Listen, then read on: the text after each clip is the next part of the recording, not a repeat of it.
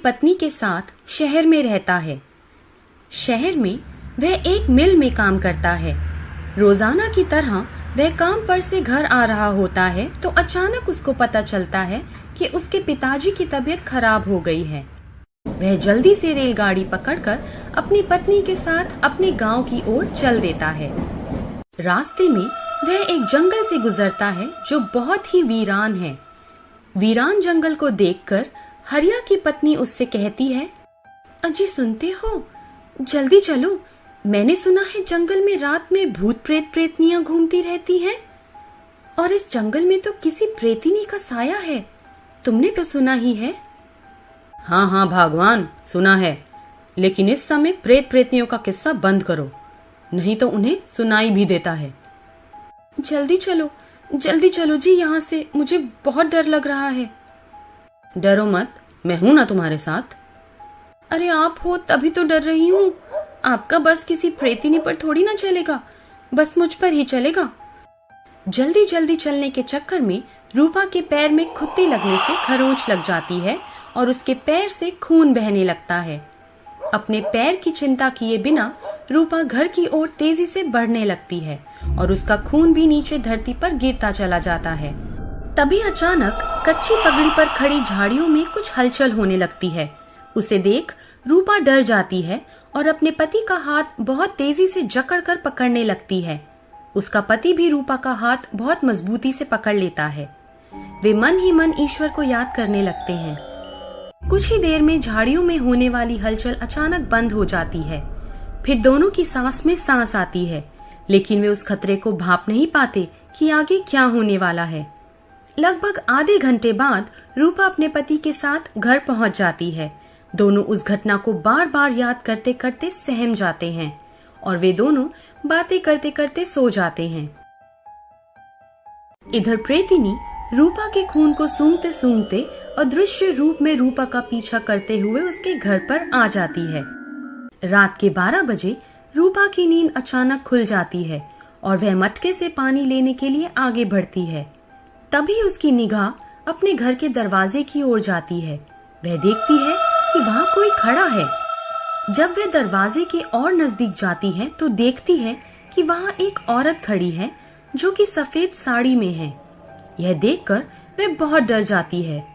वह बार बार अपने पति को आवाज लगाने का प्रयास करती है, लेकिन डर के मारे उसके गले से आवाज तक नहीं निकलती। उसका पति भी काफी गहरी नींद में सो रहा होता है।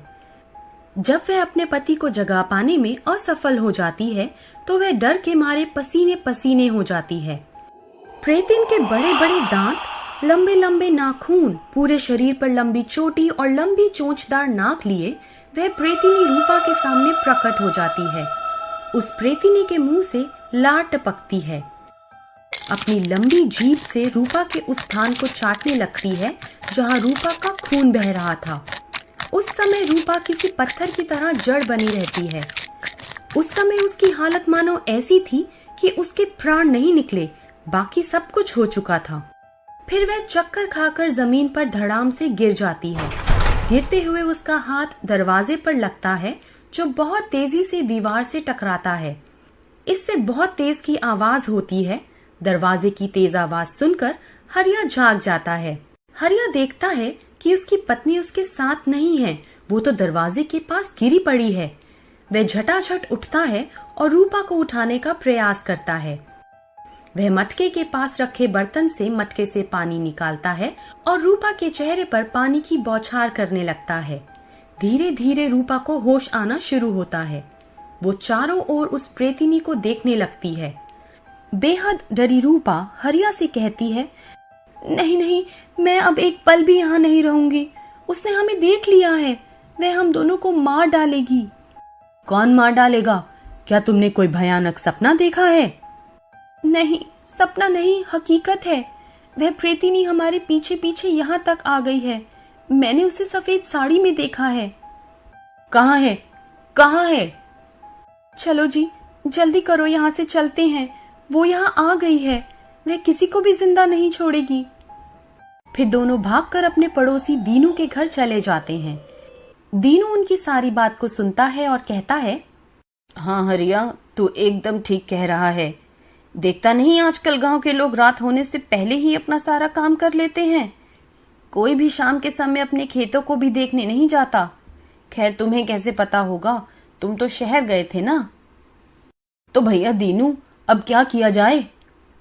अब करना क्या है, उस प्रेतिनी का कोई ना कोई उपाय तो हमें मिलकर ही निकालना होगा। पर इस आफत से पीछा कैसे छुड़ाएं, कैसे भगाएं इसे हम अपने घर से, हमें तो कुछ भी नहीं पता है।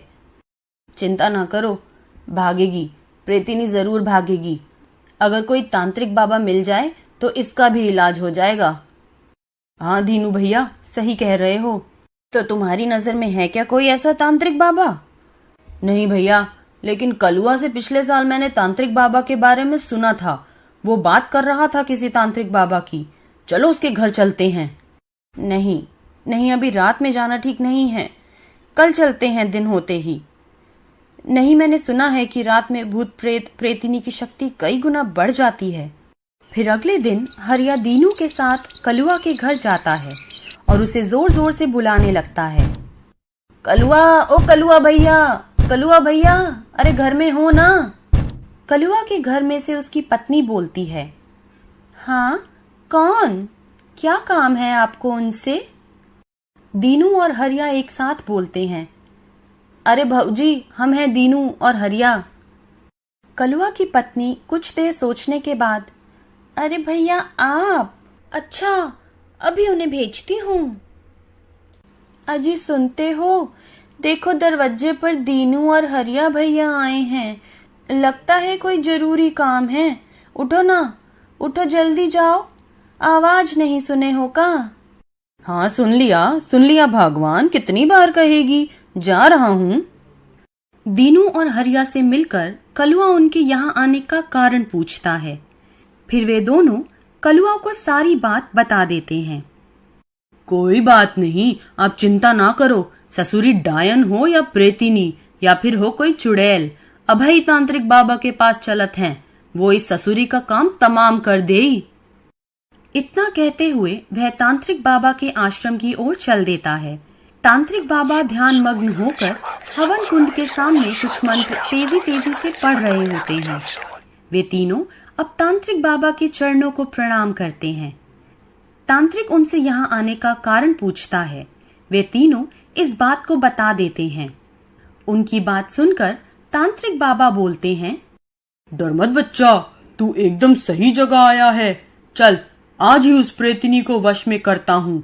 बस तू मेरे और मेरे 10 शिष्यों के भोजन की व्यवस्था करवा दे।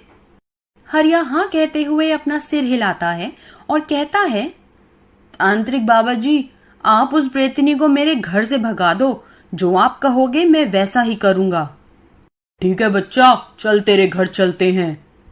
फिर वे लोग हवन सामग्री के साथ हरिया के घर में आ जाते हैं और हवन करने लगते हैं।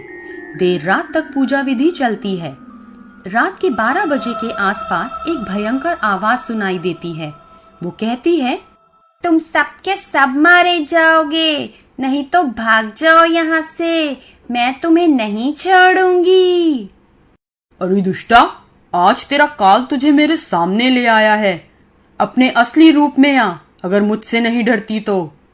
इतना सुनते ही वह प्रेतिनी अपने असली रूप में आ जाती है और तांत्रिक बाबा पर हरिया के घर में पड़ी चीजों से आक्रमण करने लगती है। तांत्रिक बाबा अपनी आंखों को बंद कर तेजी तेजी से मंत्र पढ़ने लगते हैं। मंत्रों के प्रभाव से उस प्रेतिनी की शक्ति कमजोर होने लगती है और अदृश्य होने वाली ही होती है कि तांत्रिक बाबा उस प्रेतिनी पर हवन कुंड की जलती लकड़ी से वार करते हैं। उस वार से प्रेतिनी जलने लगती है और बहुत तेजी से चिल्लाने लगती है, मैं जल रही हूँ, मुझे छोड़ दे, मुझे छोड़ दे, मैं इन्हें परेशान नहीं करूंगी, यहाँ से चली जाऊंगी। नहीं, अब मैं तुझे नहीं छोड़ सकता। तू प्रेतिनी है, किसी न किसी को फिर नुकसान पहुँचाएगी। अब तेरा काल आ गया है, जा, मैं तुझे नर्क में भेजता हूँ। फिर वह प्रेतिनी चिल्लाते चिल्लाते राख के ढेर में बदल जाती है। ये सब देखकर दीनू, हरिया, कलुआ और उसके परिवार के सभी लोग खुश हो जाते हैं। सब कहने लगते हैं, जय हो तांत्रिक बाबा की, प्रेतिनी खत्म हो गई, काम तमाम हो गया ससुरी का। तांत्रिक बाबा से पंगा लेने चली थी। इसके बाद हरिया, उसकी पत्नी समेत पूरा गांव आराम से बिना किसी डर के अपने सारे कामकाज करने लगते हैं। हेलो फ्रेंड्स, आप कैसे हैं? आशा है आप सही होंगे और आपको हमारे चैनल पर चल रही कहानियां अच्छी लग रही होंगी। यदि आपको ये कहानियां अच्छी लग रही हो तो कृपया इसे लाइक, शेयर करना ना भूलें और आपका साथ होगा तो हमें बहुत ही अच्छा लगेगा। और हाँ, चैनल को सब्सक्राइब जरूर करें। जरूर फ्रेंड्स। Thank you friends.